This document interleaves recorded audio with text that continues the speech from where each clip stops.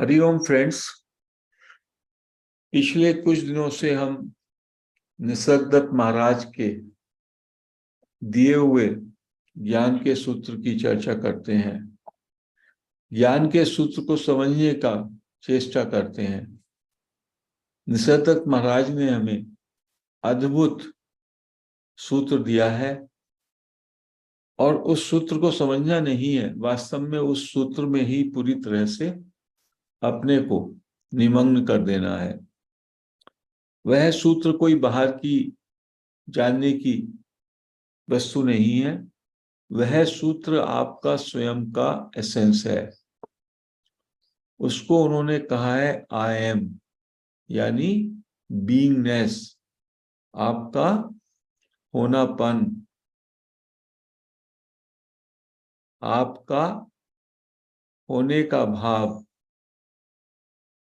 आप बहुत गहराई से, बहुत शांति में जब होंगे तो आपको इस आई एमनेस का ज्ञान होता है। You know that you are. महाराज कहते हैं कि किसी भी समय ऐसा नहीं होता जब आप नहीं होते, हमेशा ही आप होते हैं। यदि कभी भी कोई आपसे क्वेश्चन करे whether you are, so everybody would say yes I am, तो वास्तव में जो रमन महर्षि का जो क्वेश्चन है, रमन महर्षि का जो प्रश्न है, हु एम आई, मैं कौन हूं, उसका वास्तविक उत्तर यही आई एम है। आई एम, मैं हूं। मैं क्या हूं, मैं कौन हूं, मैं कैसे हूं, मैं ये हूं, मैं वो हूं। ये जो मैं और हूं के बीच में ये कुछ भी हम रख देते हैं, वो रखने से मैं हूं इसका शुद्ध स्वरूप वो उसमें मिश्रण हो जाता है, उसमें मिलावट आ जाती है, उसमें शब्द या मन आरोपित हो जाता है। कोई भी शब्द आप कहते हैं तो वो शब्द विचारों के आधार पर उत्पत्ति होती है। तो शब्द केवल संकेत मात्र हैं। तो महाराज कहते हैं कि आई एम का मतलब है यू एग्जिस्ट, आप हैं। और आपके होने का तो आपको हमेशा नॉलेज रहता है ना, बोध रहता है। कौन ऐसा व्यक्ति है जो ये कहे कि मैं नहीं हूं? आप हमेशा ही है। तो ये आपका समय शुरुआती ज्ञान है। जैसे ही आपके शरीर का निर्माण हुआ और उसमें प्राण ऊर्जा का प्रवाह हुआ, साथ में होनेपन का नॉलेज उसमें स्वतः ही स्फूर्त हो जाता है। उसको कहा स्वतः स्फूर्त, इट अराइजेज स्पॉन्टेनियसली। मेरे होने का भाव। बच्चा है, शुरू में बच्चा जब तक उसको नाम रूप के विषय में कुछ बोध नहीं होता, तब उसमें भी शरीर, प्राण और ये होनेपन का भाव रहता है। वो ये जानता है कि हूं, ही एग्जिस्ट।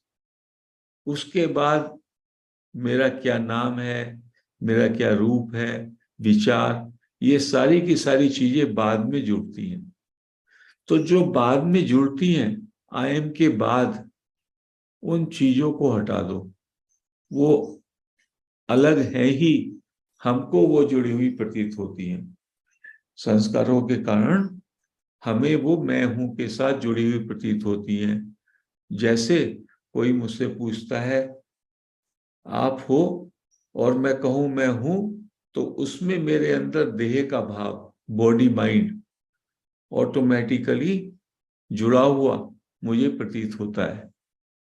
लेकिन ये शुद्ध मैं हूं है, ये तो बिल्कुल शुद्ध है, ये किसी से जुड़ा हुआ नहीं है। तो यदि आप अपने को बॉडी और माइंड के साथ आइडेंटिफाई करते हैं, तो महाराज कहते हैं ये सब में बड़ा अज्ञान है, ये सब में बड़ा अज्ञान है।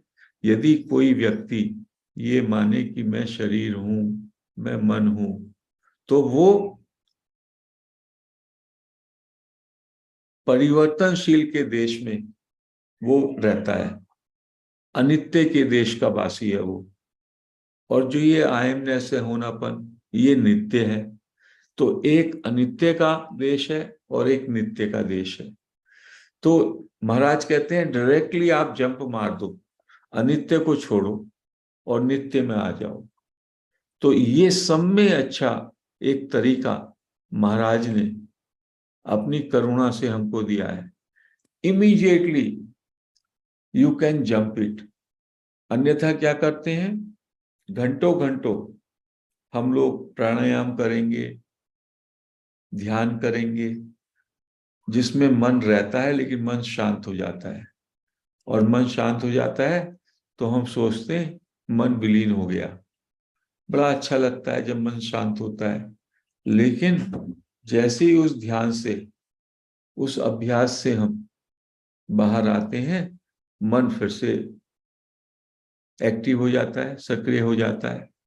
और यही हम पूरे जीवन करते रहते हैं।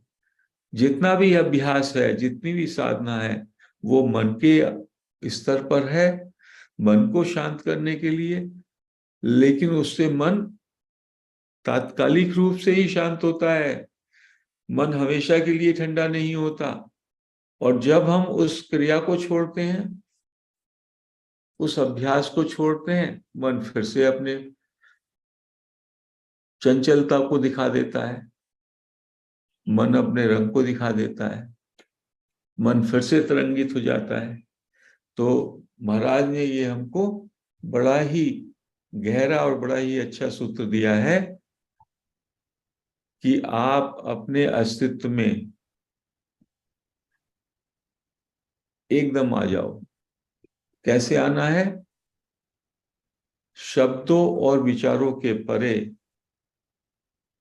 या उससे भी बियॉन्ड, या उससे भी गहरा जो मेरा होनेपन का भाव है, बीइंगनेस है, सिंपल, जिसमें लगता है बस मैं हूं, मैं क्या हूं, मैं कौन हूं, मैं कैसे हूं, वो सब छोड़ दें और शुद्ध हैपन में बस विश्राम करें। वही सहज ध्यान है, वही सहज ध्यान है। उसी से आपको बोध हो जाएगा। वास्तव में जब आप उसमें होते हैं तो वो ज्ञान ही होता है।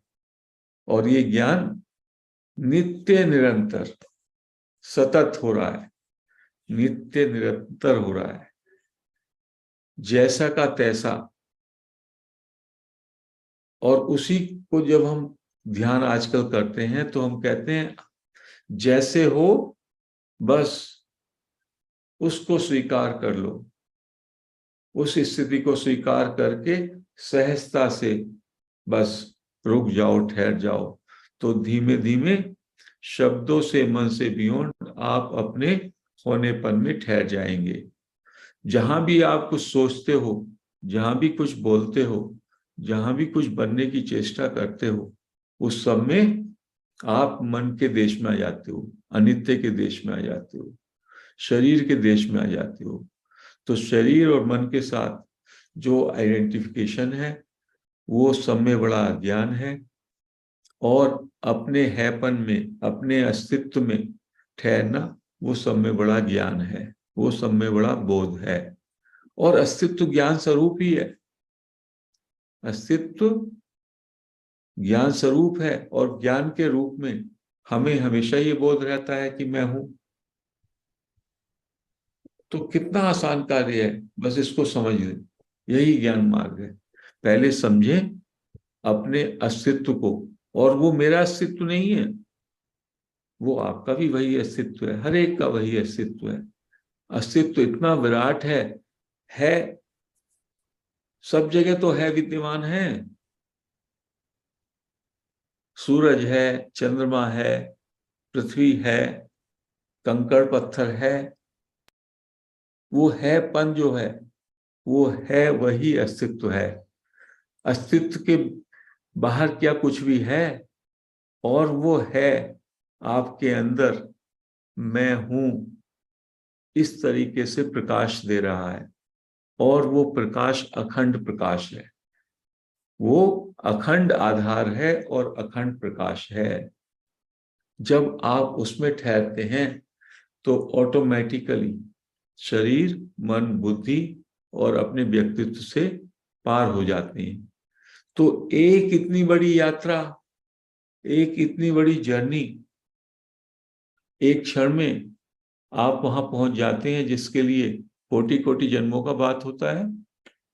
दूसरे मास्टर 40 दिन का ध्यान कराता है, कोई 4 महीने का कराता है। रोज आप 10-10 दिन 10-10 घंटा बैठ कर आनापानसति ध्यान करते हैं, और जैसे ही उठते हैं फिर से मन सक्रिय हो जाता है। और यदि आप इस बात को समझ जाएं और हैपन में विश्राम करें तो तत्काल मन के पार चले जाते हैं।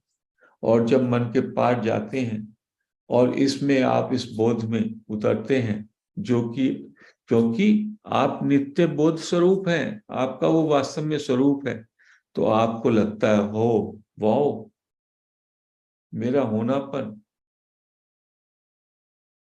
कितना सहज है, कितना शांतिप्रद है, कितना आनंदपूर्ण है।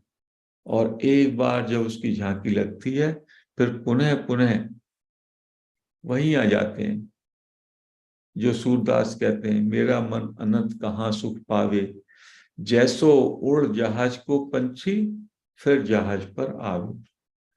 जैसे जहाज का पंछी बार इधर उधर घूमता है फिर वापस आ जाता है, ऐसे ही आप हैपन पे बार बार लौटेंगे।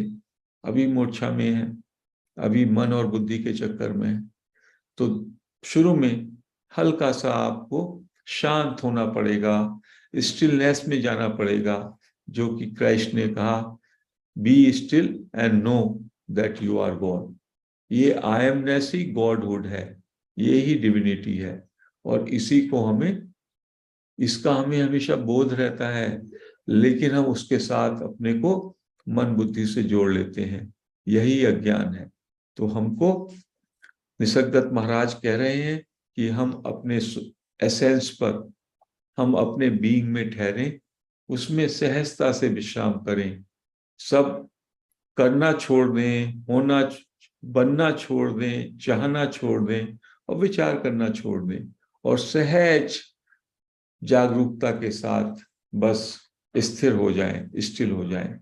यही परम ध्यान है, यही परम बोध है। तो आज भगवान महाराज निसर्गदत्त को ग्रेटिट्यूड एक्सप्रेस करते हुए हम इस चर्चा को यही विराम देते हैं। हरि ओम फ्रेंड्स।